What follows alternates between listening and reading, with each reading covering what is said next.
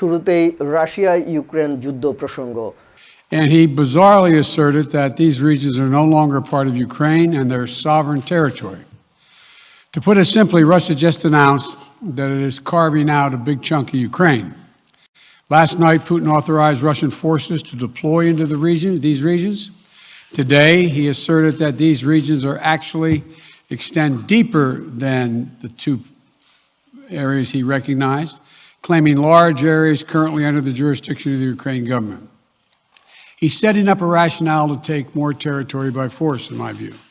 And if we listened to his speech last night, and many of you did, I know, he's setting up a rationale to go much further.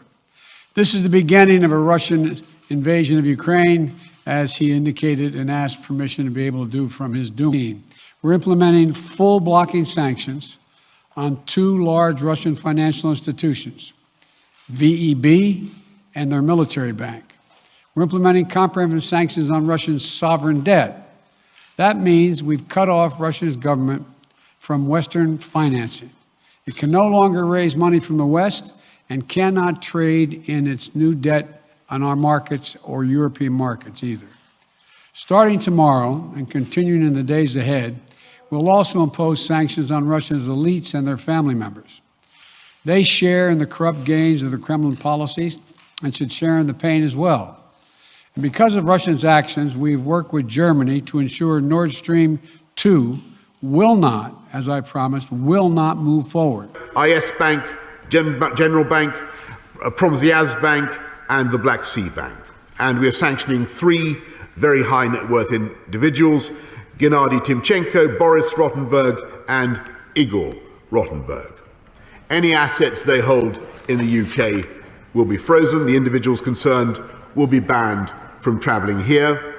And we will prohibit all UK individuals and entities from having any dealings with them.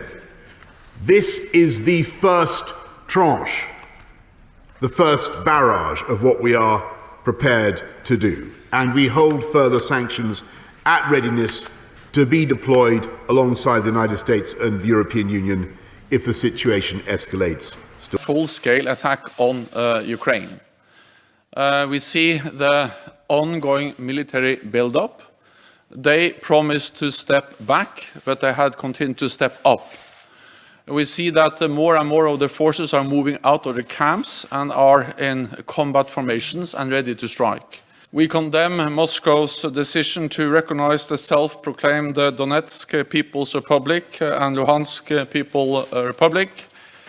We also condemn the further Russian incursion into Ukraine. Moscow has now moved from covert attempts to destabilize Ukraine to overt military action. Territorial integrity, one of the key documents that all lawyers consider as basic for interpreting the Charter, is the Declaration on Principles of International Law concerning friendly relations among peoples. It was adopted in 1970 and has not lost its relevance.